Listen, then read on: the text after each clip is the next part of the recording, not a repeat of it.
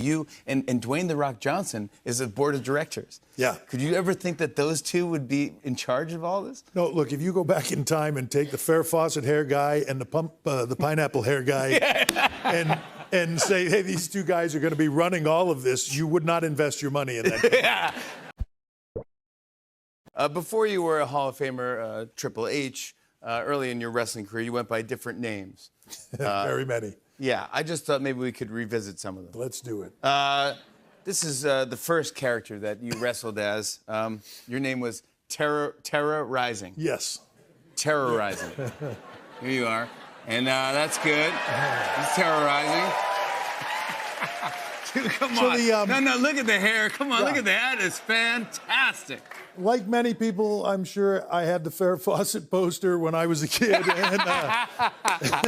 legendary Farrah Fawcett. It made an impact on me. And I You went took with her hair. I went with the hair, yeah. Oh, my God. Yeah. It is so cool. This goes to show you that sort of at any point in your life, no matter what you look like right now, you can overcome that.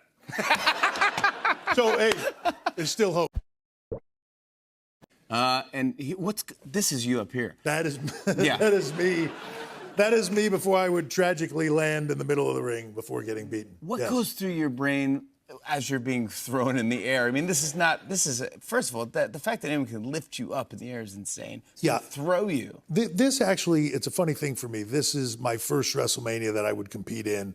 And for a lot of people, they think this is almost an embarrassing moment in my career for me where I was basically squashed in a couple of minutes by the Ultimate Warrior. But for me, it was my first WrestleMania, and two, the Ultimate Warrior is one of the biggest stars ever in the WWE. So when they came to me and said, you're going to get to work with the Ultimate Warrior at WrestleMania, I was just out of my mind excited. And sort of that to me is one of my greatest memories of just it being, it's like going to the Super Bowl and, you know, you got to throw against Brady or something like that. You're being inducted into the WWE Hall of Fame. Buddy, come on. Well done. Yeah, it's crazy to think that you get to the point in your career and that you get to the point where you're old enough to go into the Hall of Fame, right? You still feel young, but you're like, nah, I'm old. Man. Yeah, no. Yeah. But you were surprised by the news, right?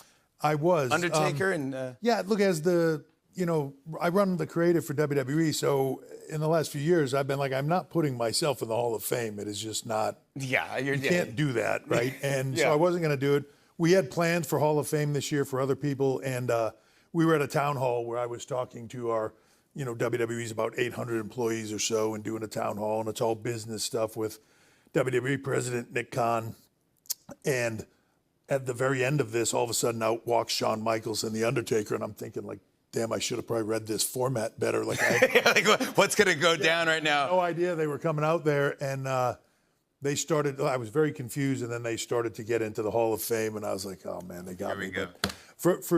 To be inducted or to have it be done that way by two guys, Shawn's my best friend, and The Undertaker's just one of the biggest legends and one of the guys that I respect the most in the industry. It was just very, very, very meaningful. But let's talk about WrestleMania 41. This is a big deal.